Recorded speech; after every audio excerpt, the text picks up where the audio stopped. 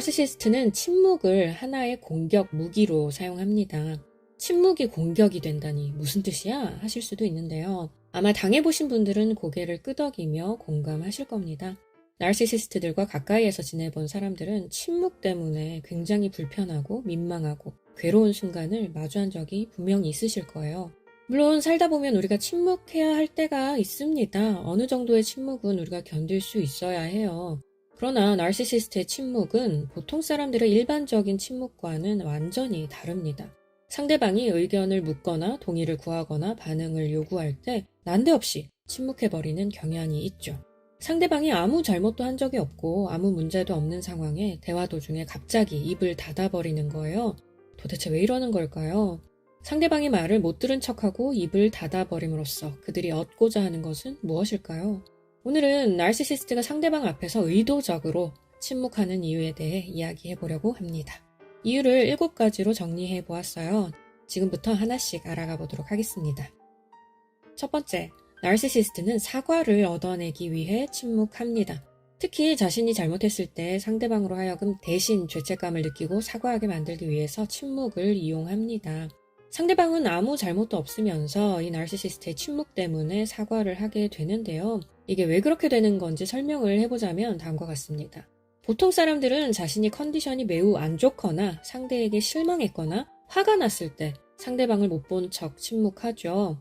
그런데 나르시시스트들은 자주 뜬금없이 전혀 맥락에 상관없이 갑작스럽게 이렇게 행동해요. 아무 문제가 없고 상대방이 전혀 잘못을 한 게 없는 상황에 난데없이 침묵으로 일관합니다. 나르시시스트가 침묵하기 시작하고 전혀 아무 반응이 없는 시간이 점점 길어질수록 당신은 점점 초조해지고 안절부절 못하게 되죠. 저 사람이 지금 컨디션이 많이 안 좋은가? 나한테 실망한 부분이 있나? 화가 났나? 왜 그러지? 내 말을 못 들은 척 무시해야 할 정도로 내가 그렇게 잘못한 게 있나? 여러 가지 질문들이 머릿속에 떠오르기 시작하고 그 불편함과 답답함, 긴장감을 더 이상 참을 수 없을 때쯤 결국 당신은 나르시시스트에게 먼저 다가가 사과를 하게 되는데요. 지금 이 갈등의 원인은 당신이 아니라 나르시시스트임에도 결국 당신이 사과하게 됩니다. 이렇듯 나르시시스트는 침묵을 이용해 당신의 마음을 불편하게 만들고 당신은 그 상태를 견디지 못하고 나르시시스트가 원하는 대로 행동하게 되죠. 두 번째, 보복하기 위해 침묵합니다. 본인이 원하는 뜻대로 상대방이 움직이지 않았을 경우 불만을 표시하고 원하는 것을 요청하는 대신 그저 침묵하는 것입니다.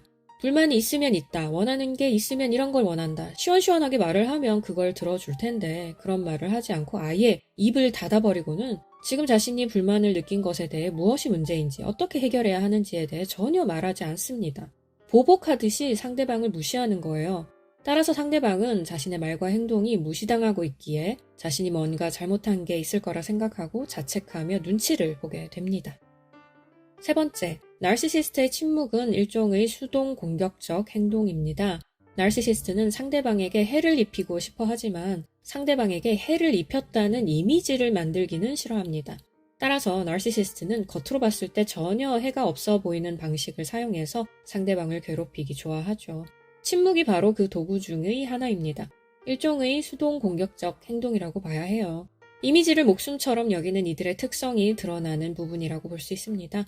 이들이 차라리 나쁜 짓을 대놓고 하면 우리가 무슨 일을 당했는지 사람들에게 이해시키기라도 쉬울 텐데 이렇게 교묘하게 나쁜 짓을 해대니 설명하기도 참 힘들고 늘 당하는 사람은 속으로만 끙끙 앓는 일이 계속 생겨나게 되죠. 네 번째, 정신 연령이 낮아서 침묵합니다. 나르시시스트들은 대화로 갈등을 해결해 나가는 능력이 매우 떨어집니다. 자신이 말실수를 하거나 상대방을 오해하게 만든 것 등에 대해서 인정하고 책임지는 어른스러운 행동을 하지 못해요. 또한 자신이 어떤 부분에서 어느 정도로 힘들고 괴로운지를 설명할 능력도 없습니다. 자신의 내면을 관찰하는 법을 모르니 표현도 당연히 할 수 없겠죠. 또한 가깝고 친밀한 관계일수록 그 사람 앞에서 더더욱 대화의 기술이 떨어집니다. 여러 사람 앞에서, 대중 앞에서, 혹은 모르는 사람 앞에서 자신의 이미지와 평판을 위해 어떤 말을 해야 하는지에만 관심이 많아요. 가까운 사람, 특히 늘 함께하는 사람들은 그저 자신의 수족과 같은 존재들이라고 생각하기 때문에 전혀 신경 쓸 필요가 없고 그러다 보니 대화의 기술이 퇴화될 수밖에 없습니다. 다섯 번째, 감정 체계가 일반 사람들과 다르기 때문에 침묵합니다. 이들은 정신 연령이 낮은 만큼 감정 조절도 잘 하지 못합니다. 스트레스를 감당하고 조절하는 능력이 부족해요. 격렬한 감정을 다루지 못하기 때문에 빵 터뜨려 분출시키거나 혹은 완전히 가두고 침묵하는 식으로 극단적인 방법들만 택합니다. 또한 나르시시스트는 공감 능력 부족으로 자신의 행동으로 인해 상대방이 어떤 감정을 느낄지 잘 파악하지 못하죠. 때문에 자신이 침묵하고 있는 동안 그 행동이 잘못된 것인지 인지하지도 못하고 자신의 행동에 불편을 느끼는 상대방을 이해하지도 못합니다. 그러므로 나르시시스트가 스스로 잘못된 행동을 깨닫고 사과하기를 기다리지 마세요. 내가 말을 안 하고 침묵해서 많이 불편했지? 라는 식의 사과는 절대로 불가능합니다. 따라서 나르시시스트와 대화할 일이 있다면 그 대화를 주도하고 이끌어갈 사람은 나르시시스트가 아니라 여러분이라는 것을 기억하시기 바랍니다. 여러분의 대화를 어린애가 주도하도록 놔두지 마세요. 할 말만 짧게 단호하게 하고 대화를 길게 이어갈 생각을 하지 마시기 바랍니다. 대화할 줄 아는 사람들과 여러분의 마음을 나누셨으면 좋겠어요. 6번째, 자신이 당신보다 우월하다는 것을 어필하기 위해 침묵합니다. 나르시시스트가 침묵할 때 상대방은 다음과 같이 생각하게 됩니다. 그럴 만한 이유가 있으니까 대답을 하지 않는 거겠지. 내가 알지 못하는 뭔가가 있겠지. 나르시시스트의 세계, 즉 힘의 논리로 돌아가는 세계에서는 무언가를 더 안다는 것은 더 우월하다는 것을 의미해요. 이 침묵은 힘의 논리에서 사용되는 일종의 권력 과시입니다. 자신이 당신의 말을 무시할 권리가 있는 아주 힘 있는 사람임을 과시하여서 힘의 논리로 당신을 움직이려고 하는 것이죠. 7번째, 피해의식이 온몸에 완전히 배어있기 때문입니다. 나르시시스트들은 남이 공격하지 않고 해를 주지 않아도 항상 상대방이 자신을 해치려 든다는 망상에 사로잡혀 있습니다. 아무 문제 없는 평온한 상태에 있어도 그것을 전투 상황으로 받아들이고 살아가요. 그러면서 다음과 같은 생각에 끊임없이 빠져 있죠. 도대체 왜 나한테만 이런 일이 일어나는 거야? 내 맘대로 되는 게 왜 하나도 없냐고. 왜 아무도 날 이해 못하는 거지? 어쩌겠어. 차라리 말을 말자. 특히 내연적 나르시시스트에게서 자주 나타나는 패턴이라고 볼 수 있습니다. 매우 수동 공격적 방식으로 상황을 회피하는 데에 이 침묵을 사용하는 것이죠. 나르시시스트는 참 다양한 것들을 가지고 사람을 괴롭힙니다. 침묵뿐만 아니라 선물이나 농담, 조언, 심지어 칭찬조차도 상대방을 깎아내리고 비난하는 데에 사용해요. 그들 손에 들어가면 뭐든지 희한하게도 사람을 공격하는 무기가 되어버립니다. 우리는 나르시시스트들과 다르게 모든 것을 선하게 사용하는 사람이 되어야 할 것입니다. 여러분은 이 침묵을 선하게 사용하는 법을 혹시 알고 계시나요? 에고이스트들은 다른 사람의 잘못을 덮어주고 안아주기 위해 침묵을 사용합니다. 다른 사람이 부끄러운 부분을 가려주기 위해 침묵해요. 작은 문제가 더 커지지 않도록 입을 다물고 내가 다른 사람에게 선을 행하고도 드러내지 않기 위해 침묵하죠.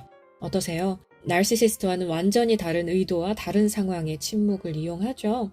이런 에고이스트들을 나르시시스트들은 왜 자꾸 괴롭히는 걸까요? 웬만하면 다른 사람의 잘못을 가려주고 덮어주고 안아주고 용서하기를 좋아하는 에고이스트들을 괴롭혀서 분노에 이르게 하는 이 나르시시스트들은 정말 아무리 생각해도 말이 안 되는 존재인 것 같습니다.